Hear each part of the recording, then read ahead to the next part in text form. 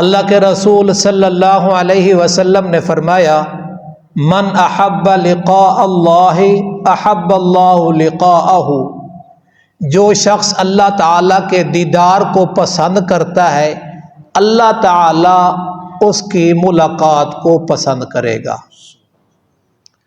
ومن کرہ لقاء اللہ کرہ اللہ لقاءہ، جو شخص اللہ تعالیٰ کے دیدار کو پسند نہیں کرتا اللہ تعالیٰ اس کی ملاقات کو پسند نہیں کرے گا۔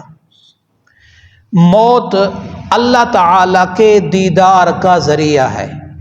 جب آدمی اس دنیا کی زندگی گزار کر آخرت کی زندگی کا سفر کرے گا تو وہاں اللہ تعالیٰ کا دیدار ہوگا۔ جو شخص موت کو پسند کرتا ہے اللہ تعالیٰ بھی ایسے شخص کو پسند کرے گا۔ جو موت کو پسند نہیں کرتا اللہ تعالیٰ بھی ایسے شخص کو پسند نہیں کرے گا۔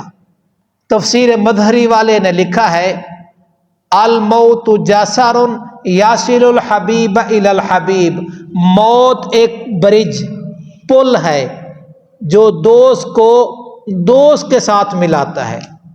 صاحب ابو داود فرماتے ہیں کہ اللہ تعالیٰ کے دیدار کے شوق میں موت کو پسند کرتا ہوں، اور گناہوں کے مٹنے کی وجہ سے بیماری کو پسند کرتا ہوں۔ ملا علی قاری رحمۃ اللہ علیہ فرماتے ہیں، موت سعادت اور بلندی تک پہنچنے کا سبب ہے، موت ہی جنت کی نعمتوں کے حصول کا ذریعہ ہے۔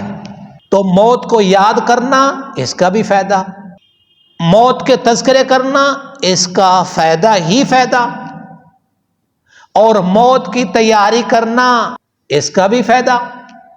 ہاں البتہ موت مانگنی نہیں ہے، مانگنی ہے تو شہادت کی موت مانگنی ہے۔